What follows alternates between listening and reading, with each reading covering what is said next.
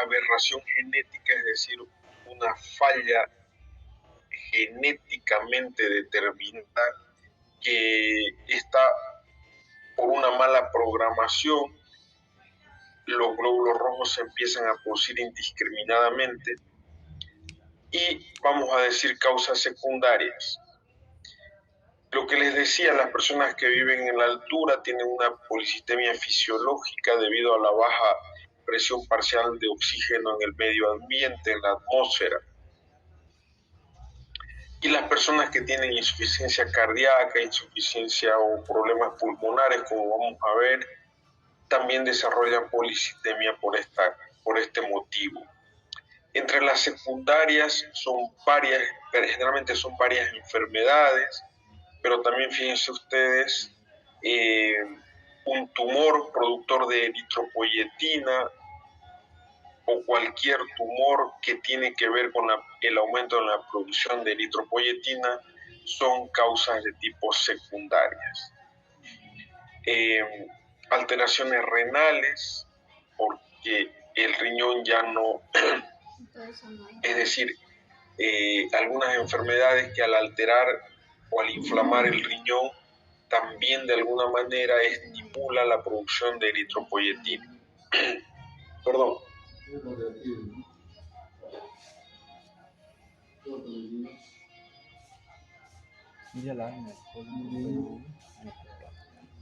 Y la aberración genética es una enfermedad llamada policitemia vera. Como les decía, tiene que ver con un componente genético de nacimiento por una alteración. Ya venimos predestinados a un aumento en la producción de glóbulos rojos, debido a que las células blásticas de la médula ósea, continúan produciendo eritrocitos a pesar de que el número de glóbulos rojos es excesivo en sangre. Fíjense ustedes, un hematocrito normal de 40 puede elevarte a 60, a 70, y el gran riesgo de esto es como el tráfico vehicular. Cuando el tráfico vehicular es como lo de los domingos, que es muy pocas movilidades, pues el flujo es muy tranquilo, tienen las movilidades, no hay trancaderas, circulan sin hacer fila, ni colas, ni nada. En cambio, de lunes a viernes, en los horarios de la mañana o del mediodía, donde todos los autos están en circulación, ocasiona esto un embotellamiento vehicular, ocasiona esto un montón de glóbulos rojos que van a hacer que la sangre sea más viscosa, más espesa, y eso hace que disminuya el flujo sanguíneo, lo hace más lento, y al hacerlo más lento lo hace más propenso a que se formen coágulos, y ese es uno de los problemas de la policitemia. ¿Listo? Bien, chicos, nuevamente pido disculpas. Entonces, eso en cuanto a la policitemia. Y en cuanto a los glóbulos blancos, ya habíamos visto esto. Y ahora vamos a ver a cada uno de los glóbulos blancos. Por ejemplo, la elevación de los eosinófilos se llama eosinofilia, ¿sí? Y bien clarito, cuando se elevan los glóbulos blancos llamados eosinófilos, en infecciones parasitarias, en reacciones alérgicas o por el consumo de algunas drogas. La eosinopenia es la disminución del número de glóbulos blancos eosinófilos. Se puede dar en estas situaciones, pero yo no quisiera que los contemplen como causas estos dos, porque es una situación muy lógica. Si en las infecciones bacterianas se van a elevar los neutrófilos, obviamente que este tipo de glóbulos blancos, los eosinófilos, van a estar disminuidos. Yo simplemente diría que los pacientes tratados con adrenalina, adrenocorticotropina, insulina, histamina, disminuyen, sí, que en realidad Esto le pongo solamente como información. Normalmente no les voy a preguntar porque esta parte no tiene mayor importancia clínica. Esto sí, y es pregunta segura de examen, la eosinofilia.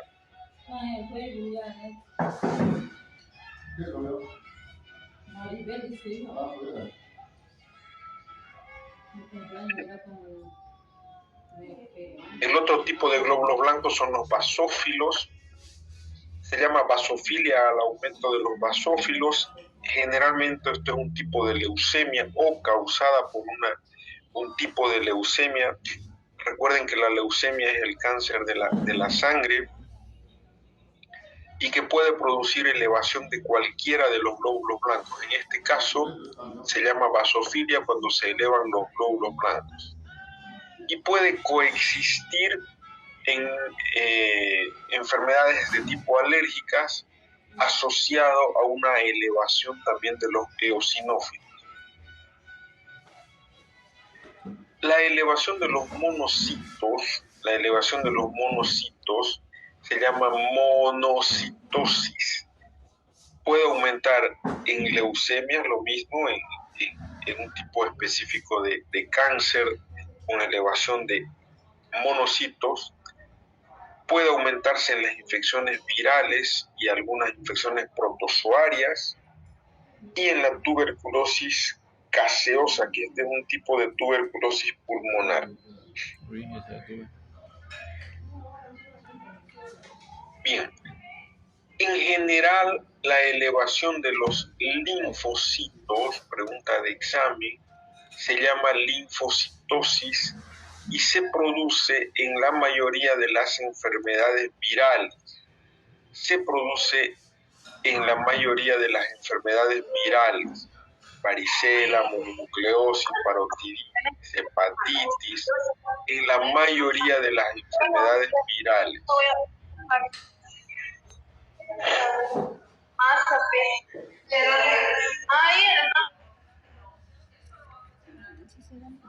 Bien, quiero que nos quedemos con este concepto claro.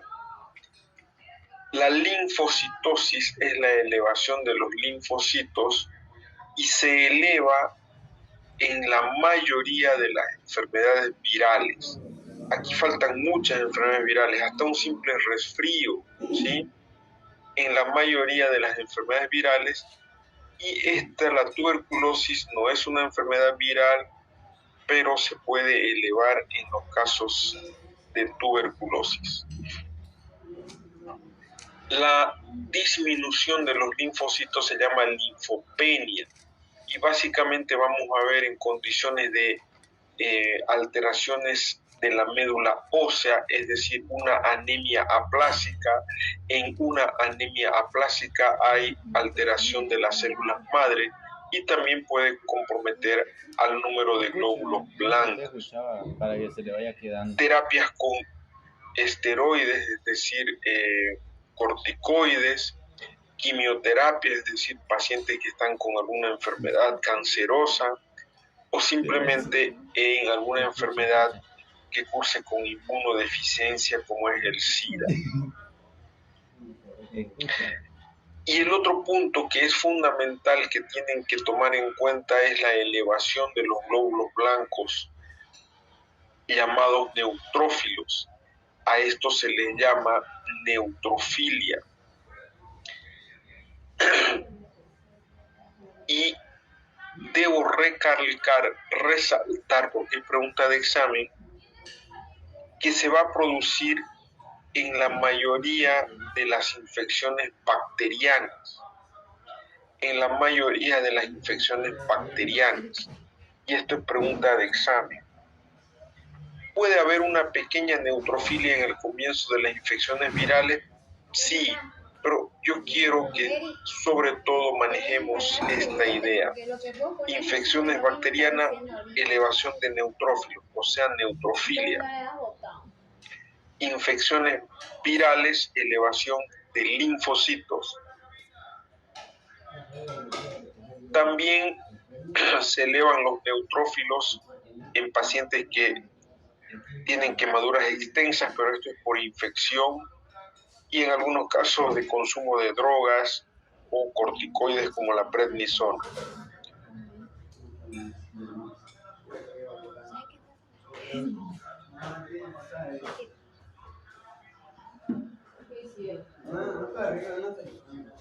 La neutropenia, pregunta de examen, es la disminución de los neutrófilos. Nuevamente, la principal causa es una aplasia medular, que se ve muy frecuentemente en la anemia aplásica o en la anemia perniciosa. Neutropenia aumenta los neutrófilos.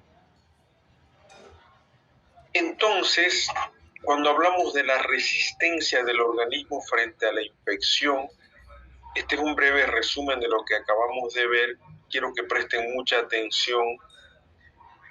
Los glóbulos blancos o leucocitos son los responsables de la inmunidad adquirida. El valor normal es de 5.000 a 10.000 leucocitos por milímetro cúbico.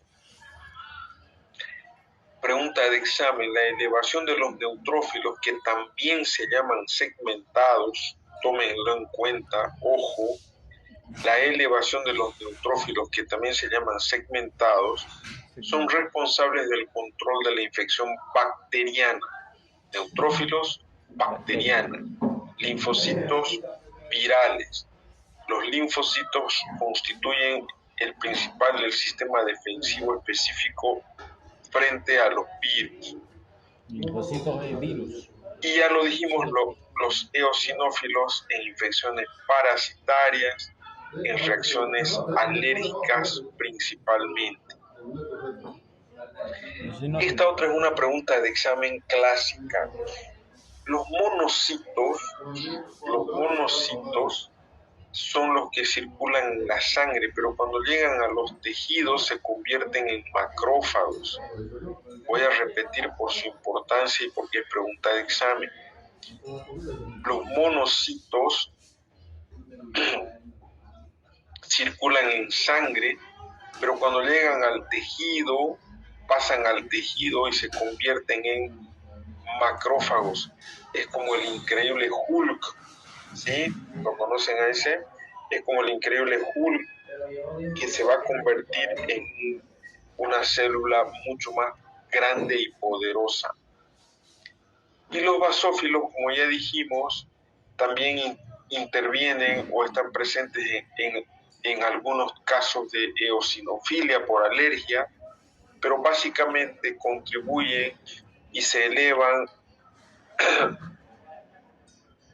cuando hay la sustancia quimiotáctica, es decir, liberan las sustancias quimiotácticas que ayudan a una mejor llegada de todo lo que son los glóbulos blancos a la zona inflamada. Contribuyen con la liberación de sustancias quimiotácticas los basófilos. Leucocitosis arriba de 10.000, leucopenia arriba de 5.000, corrigen esto. Entonces, aquí podemos ver que uno de los principales glóbulos blancos hasta este momento analizados son los neutrófilos, porque son los que nos van a ayudar, pregunta de examen, a combatir en las infecciones bacterianas. Corresponden a un 50 a 70% del total de glóbulos blancos, tienen un núcleo multilobulado polimorfo nuclear. Esto no me interesa, pero los gránulos que toman colorantes básicos azules y ácidos le dan ese nombre tan característico de polimorfo nuclear. Tienen muy poca capacidad para sintetizar proteínas y tienen una vida corta en la circulación de la sangre de apenas 6 horas. Y es la cuarta, pero quinta vez que lo repito, principalmente actúan como mecanismo de defensa frente a infecciones bacterianas. Los monocitos, nuevamente, acuérdense del increíble Hulk, actúan o corresponden, del 2 al 8% de los glóbulos blancos circulantes en sangre, duran 1 o 2 días en la circulación, pero cuando salen del tejido se transforman en macrófagos tisulares y pueden vivir meses en los tejidos e inclusive años.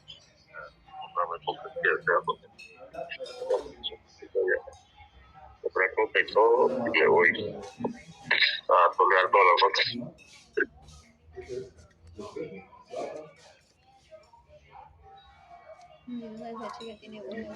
Ahora, estos monocitos, cuando llegan a los tejidos, repito, se convierten en macrófagos. Es una célula mucho más grande, más madura y con gran capacidad fagocítica. No necesitan opsoninas y pueden fagocitar partículas relativamente grandes. Y nos van a proporcionar preguntas de examen, defensa contra las bacterias, pero también contra patógenos de mayor tamaño, ya sean protozoos u hongos. Y un monocito es como Bruce Banner, que se convierte en el increíble Hulk, es decir, un macrófago tisular. Entonces, estos neutrófilos y los macrófagos defienden frente a las infecciones bacterianas. Están a cargo del ataque y la destrucción de la mayoría de las infecciones bacterianas,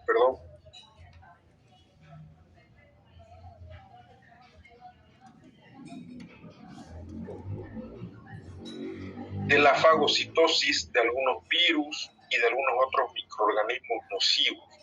Eso en el caso de los macrófagos. Pero los neutrófilos, básica y principalmente de las bacterias, es la quinta o sexta vez que lo repito. Los neutrófilos son células maduras que pueden atacar y destruir bacterias y virus en la sangre. Los monocitos, ya lo dijimos, son células inmaduras que tienen que llegar a los tejidos para madurar y convertirse en macrófagos tisulares y de esta manera poder destruir al enemigo. Estos neutrófilos y los macrófagos se desplazan por los tejidos, así como como movimientos ameboideos, es decir, se desplaza su citoplasma aquí y luego todo esto pasa a ocupar este espacio. El organismo cuenta con un sistema especial para combatir a los distintos microorganismos infecciosos o sustancias tóxicas a los que nos vemos expuestos en el día a día, a los que nos vemos expuestos por varias vías, vía nasal, vía oral, vía urinaria, vía rectal, etc. Estos glóbulos blancos son unidades móviles del sistema protector del cuerpo que se van a trasladar de un tejido a otro, de un lugar a otro, a través de la sangre, gracias a la formación de estos glóbulos blancos en la médula ósea y en el tejido linfático. Viajan en la sangre hasta la zona inflamada, pero ¿cómo es que saben que hay una zona inflamada? Bueno, ahí está la liberación de los factores quimiotácticos que, sin llamar, porque no tienen voz o no tienen celular para llamarlos por teléfono, se van a dirigir estos glóbulos blancos directamente a la zona inflamada para proporcionar una defensa rápida y potente frente a los microorganismos infecciosos que puedan existir o que puedan estar invadiendo nuestro cuerpo en ese momento. Y básicamente hay 5 tipos de glóbulos blancos: los neutrófilos, también llamados segmentados, que son 62%, los polimorfos nucleares eosinófilos, que son un 2,3%, y los polimorfos nucleares basófilos 0,4%. Los monocitos corresponden al 5,3%, linfocitos al 30%. Ahora, estos 3 primeros se llaman también polimorfos nucleares por el aspecto granular o granulocitario que tienen como células en su interior. Y los granulocitos y los monocitos protegen frente al organismo, como ya dijimos, mediante el proceso llamado de la fagocitosis. Ahora, estos linfocitos tienen una función fundamental porque trabajan junto con el sistema inmunitario no adquirido para fijar a los microorganismos invasores específicos y destruirlos. Esta es la estirpe linfocítica, esta es la estirpe eritropoyética, trombocitopoyética y el precursor mieloide para los otros tres tipos de glóbulos blancos, en realidad 4.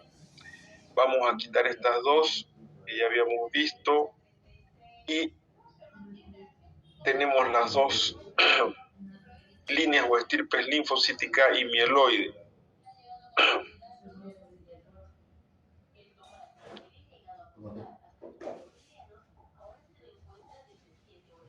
Ustedes saben que los granulocitos y los monocitos, en la sexta, séptima vez que lo repito, nos van a proteger principalmente frente a infecciones bacterianas. Se forman en la médula ósea y los linfocitos sobre todo proceden de los distintos órganos linfáticos, los ganglios, el vaso, el timo, tal como lo vimos en la anterior clase.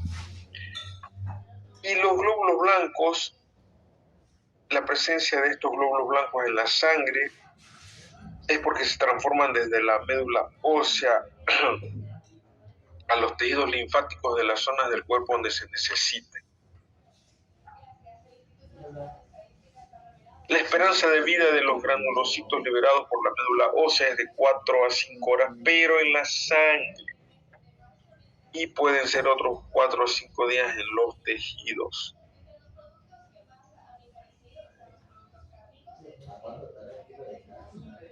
Esta información, como el tiempo de tránsito de los monocitos, es corto, 10 a 12 horas antes de que entren a los tejidos. Y una vez en los tejidos aumentan de tamaño, ya hemos dicho, se convierten en macrófagos tisulares y así pueden vivir meses o años. En cambio, los linfocitos penetran en el aparato circulatorio de forma continua, junto con el drenaje de la linfa. ¿Por qué de la linfa? Porque hemos dicho que este tipo de glóbulos blancos se va a alojar en el sistema linfático, en las vías linfáticas, etc. Después de algunas horas, estos linfocitos, por este movimiento llamado de diapédesis, vuelven a los tejidos para volver mediante la linfa a la sangre varias veces. De esta manera vamos a crear un sistema de circulación continua de linfocitos por los tejidos que van a ir patrullando este sistema de circulación linfática. Es por eso que la esperanza de vida de los linfocitos es de meses o incluso años, dependiendo de las necesidades que tenga el organismo de estas células. Esta es una diapédesis, es decir, la célula, el glóbulo blanco, se hace campo entre una pared celular y la otra. Como no tiene núcleo, se puede deformar también. Entonces, de esta manera, y gracias a la quimiotaxis, van a migrar hacia la zona de inflamación. Ya habíamos visto que los neutrófilos son los más abundantes. Los neutrófilos macrófagos defienden frente a la infección de virus, bacterias, hongos. Y esto es importante porque la quimiotaxis se produce por la liberación de estas sustancias que están aquí, tanto de los basófilos como del tejido, del tejido que rodea a cualquier zona de nuestro cuerpo, ¿verdad? Entonces, cuando hay una invasión de este tejido, entran las bacterias y la destrucción de estas células que acabamos de mencionar libera estas sustancias, pero además también los basófilos, como ya dijimos, también liberan este tipo de sustancias y lo que va a ocasionar es que los glóbulos blancos migren por quimiotaxis, reciban ese llamado, ¿sí?, como un perrito en celo, para llegar a donde están de esa manera. Una de las funciones más importantes de los neutrófilos es la fagocitosis. Esta es una imagen épica. Miren cómo este glóbulo blanco está persiguiendo a esa bacteria hasta que la termina fagocitando y destruyendo al interior de su citoplasma. La fagocitosis es muy selectiva y va a estar determinada por características físicas que aumentan la probabilidad de que una partícula sea fagocitada, es decir, ya sea por su forma, por su voltaje, etcétera. Determinados gérmenes van a contribuir a su... bien, esto ya lo habíamos visto, pero continuando vamos a decir que una vez ese alimento o ese nutriente o lo que sea ha sido fagocitado, inmediatamente los lisosomas van a liberar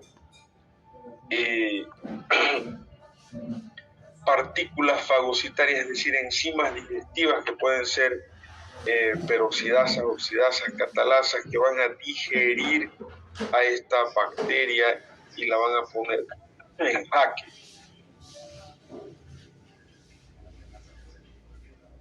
Entonces, ¿qué es lo que sucede? Ahí viene la fagocitosis, se fagocita a la bacteria y aquí la bacteria va a hacer básicamente dos cosas. Es desintegrada por las enzimas digestivas, pero además hace algo fundamental. Va a presentar de alguna manera a un componente fundamental de los linfocitos para que se produzca lo que es ahorita vamos a ver mejor la clonación, vamos a ver en otra imagen, ¿sí? Bien, antes voy a hacer un paréntesis, vamos a hablar de la inflamación, donde intervienen cuando se produce una lesión, se liberan sustancias que favorecen la quimiotaxis, pero además de estas sustancias que aumentan el flujo sanguíneo, aumentan la permeabilidad de los capilares, aumentan la llegada de sangre, que en realidad la sangre no es el objetivo. Lo que se necesita es que llegue mayor cantidad de glóbulos blancos, que comiencen esa lucha ahí, esa batalla. La presencia de estas proteínas facilita el paso de grandes cantidades de líquidos a los espacios intersticiales y esto es muy importante, porque si no se controla eso, se va a producir edema o hinchazón local. ¿Y por qué se produce eso? Porque una de las principales consecuencias de la inflamación es lo que se llama como vallado de la zona alterada. ¿Qué es lo que sucede? Se forma como una especie de cápsula que va a delimitar la zona inflamada, en este caso. ¿Sí? Esto para optimizar los recursos, para optimizar las sustancias, etcétera, etcétera. Ahora, otro es lo que yo pagué, es otro de entrada. Muchas veces estos espacios tisulares que quedan por fuera son bloqueados